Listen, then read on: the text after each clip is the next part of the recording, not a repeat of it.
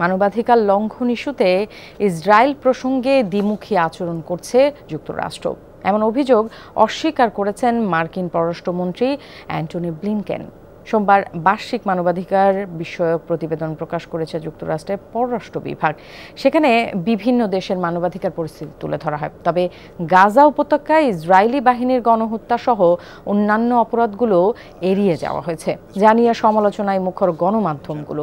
সোমবার পররাষ্ট্র বিভাগের ব্রিফিংয়েও উঠে এসেছে একই প্রশ্ন, তবে বিষয়টি সঠিক নয় এমন দাবি পররাষ্ট্রমন্ত্রী জানান। ইসরায়েলি বাহিনীর বিরুদ্ধে ওঠা মানবাধিকার লঙ্ঘনের বিষয়টি খতিয়ে দেখছে তারা। শুরু থেকেই গাজার বেসামরিকদের সুরক্ষা ও মানবিক সহায়তা নিশ্চিতে যুক্তরাষ্ট্র কাজ করছে বলেও জানান তিনি।